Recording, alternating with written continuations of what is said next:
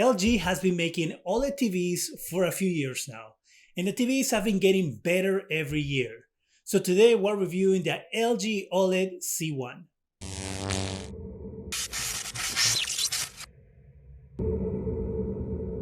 Hi, welcome to Zgadgetreview.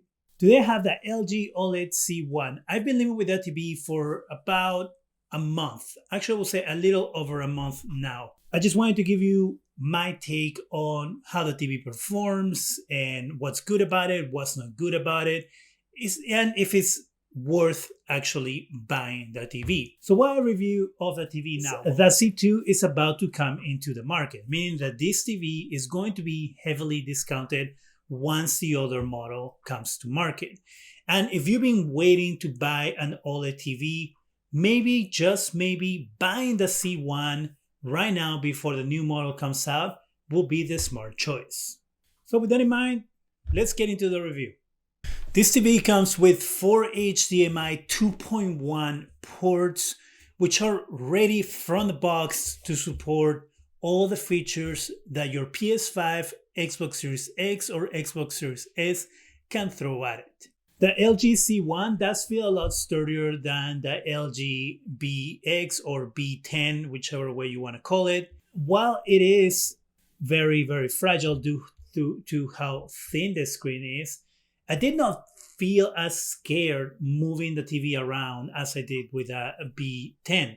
So I will say that construction-wise, there is an improvement on the C1. The stand for the TV is pretty large. It is made this way for the sound to bounce out the speakers down through the base and towards you. The only issue with the stand is how close the screen is to the stand, meaning that you wouldn't be able to put a soundbar here because it will block the image of the TV. The TV stand is all brushed metal, and I will call it an oversight by LG by not giving the space for you to be able to put a soundbar. The sound of the TV is really, really good for a TV, especially a TV that's this thin.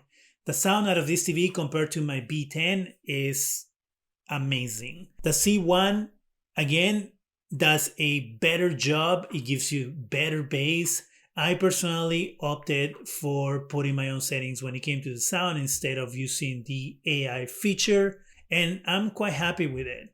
With that said, if you want the best sound possible, if you want to take advantage of the Atmos feature on this TV, my recommendation will be a soundbar or a full home theater system. So here we have some images of John Wick. One of the things that I do enjoy a lot about the LG TV or LG TVs in general is the fact that they always give you the badge of what it is that you're playing. So for example, when the movie starts playing, you immediately have the Dolby Vision, Dolby Atmos badge in the upper right hand corner. This will also select the correct settings for your TV. So you don't have to worry about having to go looking for the right settings whenever you're watching something. And that's the same thing for HDR. If you don't like the picture that's picked for you, you can go ahead and pick any of the other options that are available to you, of course. Now, OLED doesn't get as bright as LED TVs. That is true. But you still get a really good experience when it comes to HDR and Dolby Vision images. When it comes to SDR, the image can be a little dark at some times, and depending on the show that you might be watching or movie that you might be watching. But there are ways to correct that and to make the image a little brighter. One of those is bumping the brightness of the pixels or picking one of the options, for example, PF Expert Bright Room. When you're watching TV with the lights off, one of the reasons why OLED is so great is because of how dark the parts of the screen that don't have an image are. Here we have a movie that is playing on widescreen or 16:9 format, and as you can see, there is no light bleed on the top or bottom of the screen. It is completely black, and so it gives you that experience that you're supposed to get when you're watching a movie in this format. Same thing happens when you're watching something with subtitles. So if I put subtitles here, as you can see, there is no haloing around the subtitles and they don't interfere with the movie. One of the advantages of OLED is that you don't have to worry about viewing angles. No matter what angle you watch the TV from, you will always get a perfect image. The image on the TV is always good. I wanted to show you in a dark room what that looks like when the OLED TV is still on, but gives you that deep blacks. So I'm going to turn off the Xbox, and we have this black screen. And right now the TV is still on. I'm going to turn it off now. Now the TV is off. And as you saw there, what it means to have an actual black screen and not a black screen that is actually gray, kind of like LED TVs do. The quality of the image is very, very good. And you can, of course, tweak it and calibrate it yourself or hire someone to calibrate the TV to even bring out more of the color and contrast that the TV can provide you. But I will say that right out of the box, filmmaker mode is the mode that is pretty much ready to go from the get-go, where you have to do minor tweaks. If you're watching something on HDR or Dolby Vision and you have it set at Cinema and you feel like the picture is not bright enough, Cinema Home will give you that extra bump in brightness, especially if you're in a room that has a lot of light. The screen uniformity is top-notch. These screens actually are technically EVO screens, but they don't have the power to actually give you that EVO brightness due to software and other things within the TV. But technically, this is the same panel that you can find on the LG G1. Now, if you want to tweak the brightness on the panel, you can figure out how to do that by doing a quick search online. My recommendation is to not do it because you could ruin your TV. Now moving to gaming, this TV comes chock full with gaming features, and I gotta give LG some props here because they're one of the few companies who have consistently been improving their game mode offerings when it comes to TVs. Well, Samsung has been doing the same, but I will say LG has been doing a better job. This year they came out with the Game Optimizer settings, which allows you to tailor that picture on the TV to the game that you are playing. Right now I have it at standard, but you can change this to first-person shooter, RPG, or RTS type games. For some reason they don't have racing games, but as you can see here, the type of settings changes. So you have the black stabilizer changes to 10. When I go to first-person shooter, it goes to 13. Then I have my low latency on. I have AMD FreeSync Premium on. Into Game Optimizer, it's going to give you settings that are specifically for the Game Optimizer. So when you open the Game Optimizer settings, you have here that you have it on. And then here we have the black stabilizer, the white stabilizer, the same thing. Right now, the OLED Motion Pro is off. And you can turn on your blue light if you want to change the blue light level. The other thing that we have here is to prevent the input delay, input lag. You can have it at standard or you can have it at boost. And then if you want, you can change your menu colors to orange or green or violet. This is one of the few TVs, if not the only TV, that supports FreeSync Premium Pro and G-Sync all in the same TV. One of the other big changes that we have is the remote control. So as you can see, it's a different shape. It's a little flatter. It's not as fat as the last one. And there isn't a huge difference on how the buttons are rearranged. They do the exact same thing. And when you move it around, as you can see, the cursor on the back responds as well. They've made the wheel here in the middle a little smaller. And so it gives you, I will say, a little bit of better control than the last one. I do miss the fact that you can stand it like this. You cannot do it anymore. And also the finish is going to be a fingerprint magnet because it's all around it. And the little matte plastic here doesn't go all the way down like it did here. So the fingerprints were hidden for the most part because of what the type of material was on the front. In the back, it's always been shiny, of course, just like the new one is.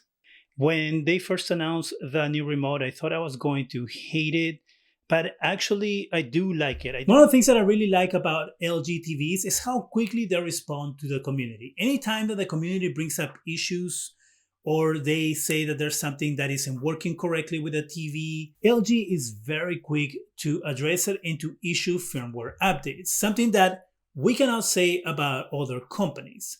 And I wish other companies will do this as well because these TVs cost a lot of money to buy. And when you buy a product, you want it to work well. So the fact that LG is so fast at addressing issues and providing firmware updates for their TVs, even old TVs, is a huge plus in my opinion. Of course, not everything is perfect. There are always issues with things or things that don't work the way you think they will work. We're talking about WebOS. WebOS has changed to where it actually takes over your whole screen up here. As you can see, down here is going to give you what is trending right now within, I guess, WebOS. Down here is going to have all your apps, and you can rearrange this whichever way you want. The way you do that is you hold the wheel, and then you can go ahead and rearrange it whichever way you want. Down here, you have the home dashboard, and this is for smart home stuff. It's going to give you a window where you can add your IoT devices. So you have that on the right. So if you have anything connected to it, you will see it here. Here you have another way to take a look at a glance at what's connected to your TV and the way your sound is set up and all these settings. Then you have free channels from LG. If you want to do shopping, they have shopping, I guess, different types of web browsers. And then here you have what some apps are showing. So if here you have Apple TV, Amazon Prime, YouTube, and then down here you have new releases, it says, but it looks like it all is coming from Apple TV, and I just don't know how that was set up because I did not set it up. Now, WebOS is actually probably all you really need at this point when it comes to the amount of apps that it provides. I dislike the new WebOS, okay? And the reason why I dislike it is because of how obtrusive it is. And I do understand why LG is doing it. LG is doing it because they want to provide you one page where you can pick different things all at once without having to go searching for content, which is smart for their bottom line, but it isn't smart for the consumer. I do prefer the way it looked before. Another big change on the TV is the menu. The menu has become what I feel like an inordinate amount of clicks in order to find things. And they have buried settings inside settings inside settings in order to, in a way, to simplify and give you a cleaner look than before. But I feel like they are hiding the settings and people will actually probably not find what they're looking for. Personally, it took me a long time to, for example, find the energy saving space in order to turn off energy saving on the TV. And it just took forever. That's just not a good experience for the average consumer. Let's talk about the scary part of OLED TVs, or at least what the industry has deemed the scary part of OLED TVs, and that is burn-in. As I said earlier, I have an OLED B10 that I've had for over a year now, and I have this LG C1 now that I've had for over a month. These TVs have a lot of use. Like, I work from home, and during my workday, I usually have the TV on as a companion while I'm working to have some noise in the background. So there is a lot of varied content on this TV. As you have seen, I also game. So these TVs are on for, I will say, at least 12 hours a day. On the weekends, it's a little less. But there's also a lot of gaming that happens on these TVs. And so I play games that actually have a HUD that are on the screen constantly, all of the time. And I haven't had any issues with burning either with my B10 or the C1. So if you're a person who is scared of burning, my thing is going to be don't be. There's nothing to be scared of. Chances that you're going to burn in your TV are very, very slim. Unless you leave the TV on 24 hours a day on like CNN, for example, then that might be an issue. With all that said, I'm extremely happy with the TV and I recommend it if you're in the market for it. There is that change that you will definitely notice if you're coming from a TV that is like an LED TV. Do you have any other questions about the LG OLED C1 that I did not get to in this review?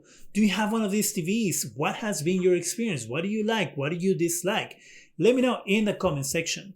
That's it for me. Go ahead and subscribe. Give us a thumbs up. It really helps the channel. Go ahead and hit that bell so you can be alerted every time we have new videos. And thank you very much for watching.